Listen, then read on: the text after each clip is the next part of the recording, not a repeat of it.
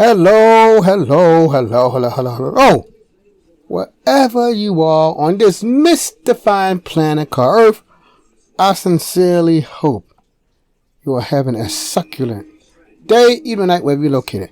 Welcome to my channel. You see my software preference is one of the world's greatest, and it is. I was with Blender since 2.76. It was good then, but now you know 3.x is being adopted by nearly everyone. So Blender's increasing. My topic for the day is those math nodes in Blender. I'm sorry, people, but I'm going to have to go over some math. So I don't want to frighten nobody, but I don't want to get involved in it. Because you know, if you're using those shader nodes, it really involves a lot of math. And as you and I definitely know, there's a ton of videos on video how to use those coordinates, but they don't, in my mind, they don't show you how to master those math nodes.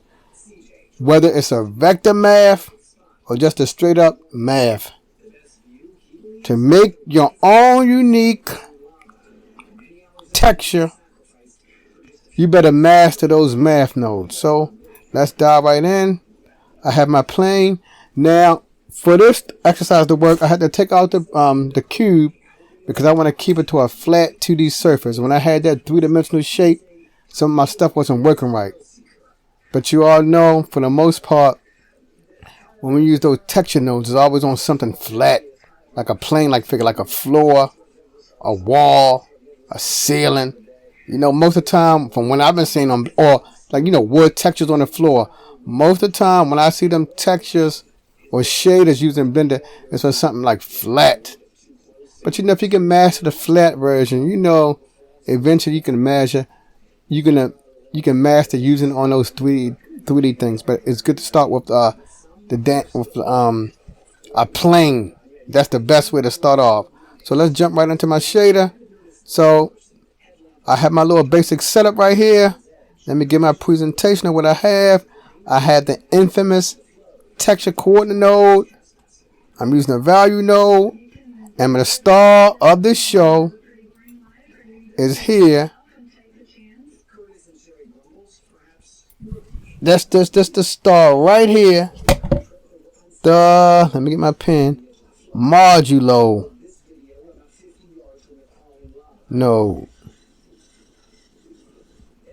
That's what I'm going to be really discussing today.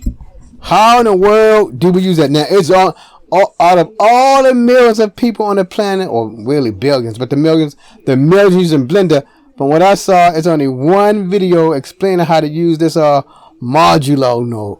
So I guess I'm making it number 2. And that modulo node, he didn't explain how to use the math part of it, which I'm going to do today. So I hope I do a good job with this. Let me erase this now. Erase this. Let me continue my presentation of everything. My little setup in case you want to replicate what I have. I had the spectacular, the beautiful separate X, Y, Z. I did subtract. The subtract node making my little figure right here. I subtract making this a little simple algebra equation. Here's my equation. Y equals let me get my little pen ready. Y equals X. But your math, make that line. But you know, there's no equal sign here for these nodes, so I had to say X minus Y. So that's what this little thing right here is for. It represents that line right there. So we got that out the way. Let me erase this stuff. Is it D? Okay.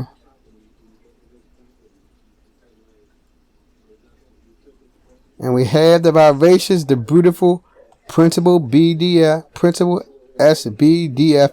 I could have used something simpler, but I just stick with what Blender give me. And of course, as always, we have the spectacular and the wonderful, the necessary thing, the material output. So these are little nodes I'm using if you want to follow along with me and make it yourself. So I can hide some of this. I can say that's good enough right here. I don't even need my texture coordinate. I can take this out and put it out the way and make everything as large as possible and get into the heart of it. I can move this out the way, zoom in some more. Okay, here's my main part right here. Big as bright as day. Let me make sure, yeah. I can hide. That's it. That's all it is. 4 little things. Let me come over here to this window. Let me erase this stuff. Eraser.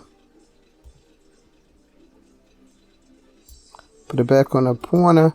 So I hit T, give it that. So here we go now, people. I'm going to explain the modulo. And the modulo, since I have it on the plane, it doesn't matter which of these use. Which of these texture coordinates I use. I'm going to just go over some. Normal. That makes sense because the reason why it's black, because right here in the separate XYZ, I'm subtracting X and Y. And as you all know from basic math, if I subtract 10 from 10, remember, it's doing every point on that, see the thing, you gotta get used to XYZ, it's subtracting all the points, XYZ is subtracting all the points, it's subtracting all the points right here. So, point 1, point 2, point 3, point 4, on and on, it's subtracting all of those, see? So we gotta wrap our head around that too. When they do the math, it's doing every last point there. Back over here, 10 minus 10 is 0. And 0 in Blender means black. And if it's 0.4, 0.5, that's some shade of gray. But pure 0 means black. Okay. So that's why it's black. It's doing that subtraction part right here. Okay. Y going vertical, X is going horizontal. So that's why everything is black for the most part. If I'm wrong, somebody correct me. Alright, so we got that out the way. Yeah, so it would all be black, technically. Let me put it back on my pointer. I'll leave that right there. Alright, so we got that out the way. The most important thing is here, the value.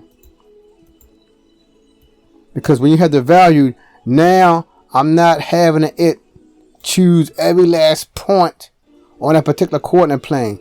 I'm giving it one value and it's going to stay at that value. Here my value is 4. Now we can start getting into the math. So I hope you don't be frightened and don't be afraid. We're getting into the math part. Let me make sure I can put my line back on here.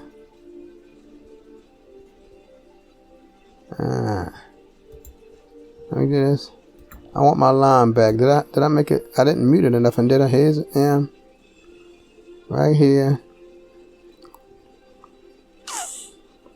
Did I delete it? Oh, it may be. Oh, because I have it on normal, so I may need this a little bit in the beginning. All right, so I'm gonna be switching back and forth, but yeah, so I can keep my texture coordinate there too, and delete this little part right here. Put it back on that. Put it back on here. And I can delete this right here. Put it back on the pointer. So I'm going to need this. I have it on normal. That's why it's black. Normal is the thing that's facing you. I have it on UV. You see, I still get my same thing. Object. You see the same thing. Camera. That's changed. You see, that's the same thing. Window. Same thing. Reflection. Reflection is basically like the normal. Alright, so I'll put it back on generator now. Now we can get into the heart of this stuff right here. And I hope everybody can see this clearly. I can zoom. Yeah, I'll leave it like that. So I hope it's clear while you're watching on YouTube. So now I have my value on 4. Now I'm gonna go to the Blender manual and read modulo. I'm typing in my browser. I'm gonna read about modulo. So hang on, people. I'm going down. Now, I technically know what it is, but I just want to explain it.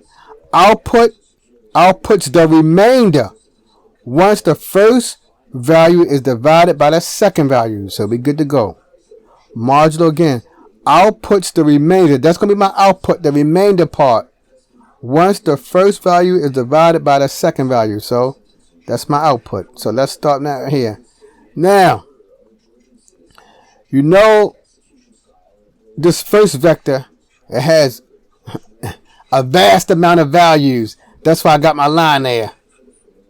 But I made the second one just 4. But for our demonstration, I'm going to give the top one the value of 1. And I give my second one the value of 4. So let me put it back on this annotate. Annotate. I'm going to call this line 1. I'm going to get the value 1. But you know it's like, I'm just simplifying it. But you know it's really 0, 0.1, 0.2, 0.3. And all of the values between. 0.4, 0.5. You know, all the little numbers between. And I'm going to call this one 4. Now, this how the modulo look. 1 over 4.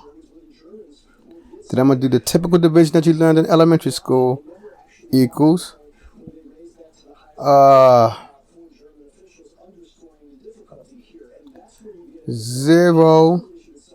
sorry. 4 divided by 1. That's the simple division. I'm not gonna put no decimal values in there.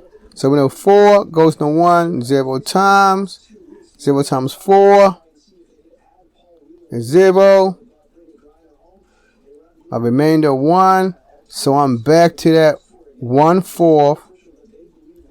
And I'm gonna get my calculator. So if you want to get your calculator, I already know the value, but hey, I just bring up my calculator just to bring it up. I'm gonna type in 1 divided by 4,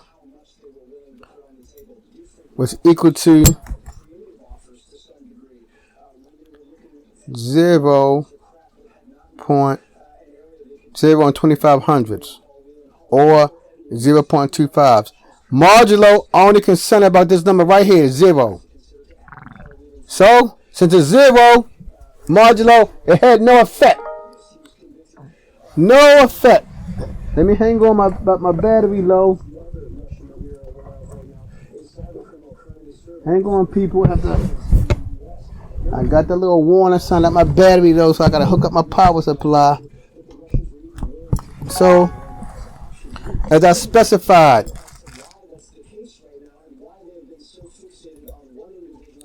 modulo only going to return the integer, that first value. It does not care about the decimal. Nope. So it's 0. That's why it's no effect. So let's go on. Let's keep moving on. I'm going to give another example. Now I'm just going to do a whole number such as 4, 10, etc. Then I'm going to tell you what makes modulo really work. If you wanted the modulo, I'll tell you how to make it really work. How to make it truly work. But for the first demonstration, I just want to stick with these whole numbers. Now I'm going to change the modulo. And I'm only going to give one more example. I'm going to make it 6. So, technically, my first number is still... I'm just making an example. I say now it may be like, I just make an example. I just say I'm still use 1. I could make it a decimal, but I don't feel like going that technical. I just say 2. My value 2. Now this bottom number is 6. This is 2 over 6. When I reduce it, technically, I should have stayed with my 1, which equals 1/3. I do my normal division. 3 divide into 1, which is 0. 0 times 3 is 0. which is 1, which is technically equal to, I know the answer, but let me get my little calculator so I don't feel like I'm making no dumb mistakes. So my calculator, I'm going to pop it up. Oh, right here, I made it stay up here. I type in 1 divided by 3, enter. And that's what it's equal to, in our case, 33 hundredths. A little arrow up here, with that little thing, I mean it goes on forever. Well, I want to erase it real quick. Let me erase this thing real quick. I want to make it as technical as possible. Technically, as you see on the calculator, I'm going to put the calculator answer. The calculator answer. The calculator says equal to 0 and 33 hundredths. With this, that means it goes on forever. And remember, modulo only pay attention to this first value right here. It don't care about the decimal part. So, since it's 0, it does nothing. So, now we've learned that if you use numbers 1 or greater or positive integer for algebra, positive integers, maybe even negative integers too, but we just worry about positive integers. Positive integers greater than 1, that value always going to be 0 and some decimal. Now, this is how you truly make it work. You have to introduce a decimal value. That's when we see the magic. My first decimal value, I'm going to put in 0 and 5 hundredths. Let's see how that works. Alright, I'm going to keep this value up here equal to 1 to make it simple for us. But remember, it has a ton of values. That vector, it's a bunch of values going in here. But let's keep it as 1 for now. So technically, I have 1 over 0.5, which is equal to 1 and 5 over 100, which is, remember, I'm sorry, I said I had to do math, I'm sorry, which is equal to 1 times 100. Have to do some math, people, because we use those math nodes, over 5, which is equal to, I should have used a bigger number than 500 because it's gonna be a lot of stuff here. Equal to 1 times 20. Use the calculator to verify it. If you don't like doing the math, just get the calculator. Get the calculator. I'm gonna type in 1 divided by 0.05, and I got my 20. Now, over here for value, I'm going to put in 0.05 and let's see what we get. Now, okay, that's why I didn't want to do that. That's what we got. It's really 20 tiles here. And it don't matter which way I do it. It's 20. But now I'm going to use it because it's too much to count. I should have used a bigger number. Like, I'm going to use 1/10. I'm going to use 1/10. So I'm sorry for using that. Because, but the smaller you make your decimal, like I went to 0.05. The smaller you make the decimal, the more little tiles you get. But we see already the power of the modulo. It helps to repeat a pattern. That's basically it. You don't have to be setting up 1,000 nodes, 50 nodes. Say I'm gonna get modulo to make the pattern repeat. All right, so now I'm gonna try a bigger number. I'm sorry, people. I just made that all of a sudden. I thought it was gonna be a bigger value. So let me come here, erase all this stuff. I'm gonna choose a bigger number, and that should end the little video. But it's really 20 tiles up there. But when I use this bigger number, alright. Next thing I'm going to put in here is, I'm going to put in 0.2. or 200ths, or 2,000ths technically. Okay, I'm gonna make the bottom number the 0.200ths or 0.2. And I said I'm keeping it 1. I'm keeping it as 1. And let's see what we get from this. I gotta do my division. I gotta do my math skills, but it's still really division. I have. Let me get rid of this. That little error right there. Sorry about that. I gotta type in 1 over 200ths, 0.2, which is equal to 1 over 200 over 100. I simplify that. I have 1 times. I can reduce this already.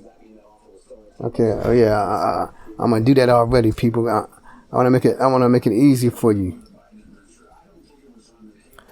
I can't reduce the numerator because it's 1, but I can reduce the denominator. My easiest thing, I can cut. If you remember when you was in elementary school, I can cut off a 0 here, cut off a 0 here.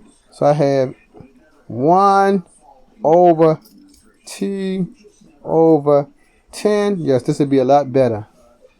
Which equal to, I'm going to reduce this. I'm going to reduce all this by 2. Numerator to reduce by 2. Denominator divide by 2. Which equal to 1. 2 dividing the 2 is 1. 2 dividing the 10 is 5. Now I'm going to come down here. I'm going to write what I got. I have 1 and 1 over 5, which equal to 1 times 5 over 1. So this is a better example here, which is equal to just 5. That's our magic number. Let's see if it gives us 5 tiles. I'm going to put in 0.2. And zap. There we go. There we go. Let me put my marker. Let me put my little tab right here. Oops. I'm going to come here. My tab. I do have it on annotate. So I probably can I annotate this? Oops. I got it on erase mode. Annotate. Annotate. Okay. Hit the T. So now I should have 5 of them technically. I hope I ain't make no error. 1, 2, 3, 4, 5. You got that, people? Let me see it here. Let me do up here. Alright, so now I'm going to do on the horizontal is 5. Now I'm going to do vertical. I have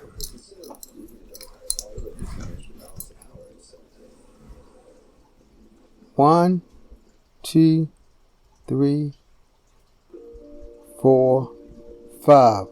Oops. Put it back to Z. 5. So we see right here.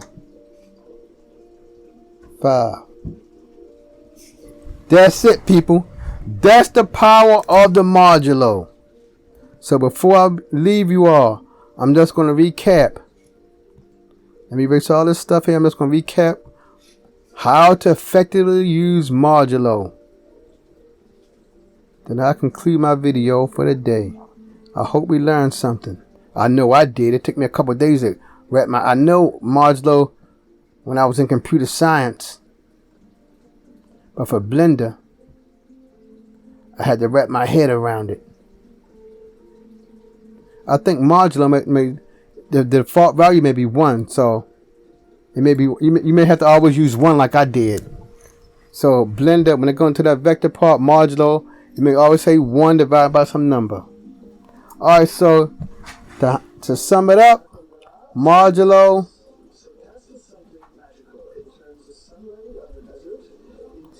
never use numbers. Never use numbers. greater than 1. Because if you do, your value will always be 0, the integer part. And when it's 0, it will make no change. Number 2, always use a decimal. Use decimal values. If you use a small decimal value like I did, when I use 0 point or 500ths, you will get many tiles. Many tiles. If you use a number in the tenths, like 2/10 or 20/100, you get few tiles. So that's it for this lesson, good people. I hope this detailed demonstration of modulo give you an idea what modulo does. It will help you make repeating patterns. Now, you may have your patterns, but if you want to, you can throw other things on top of this. I'm learning about them shaders. Shaders made of many, many parts. If you want to give each of your little tiles a distinct look, you can throw something on top of it to make it look a little different. But at least in its basic form, modulo, you get me, people, is just repeating your tiles. Thank you for stopping by. Like I like to say to the new Blender family, don't stop. Learn about these shaders, because this the biggest thing to learn in Blender. I know geometry nodes are the new thing on the block, but when you making something, even with geometry nodes, you gotta give it a shader to make it look more photorealistic. This is my first year. I started learning about the shaders last year. My knowledge, as you see, is increasing rapidly. Eventually, probably by year 2, I'll probably be a pro at this, especially with these math nodes. Don't stop. Keep pushing forward. Every day you take a baby step, you're growing. Don't be afraid of Blender, because Blender is not afraid of you. The Blender community is pulling for you. We all were beginners. Nobody just jumped on Blender and was a pro. Maybe the guy who designed it, what's his name, Tone, maybe he was a pro because he made the thing. But everybody else, we had to learn. Keep pushing, family. Till the next time, Blender family, 3D family, peace.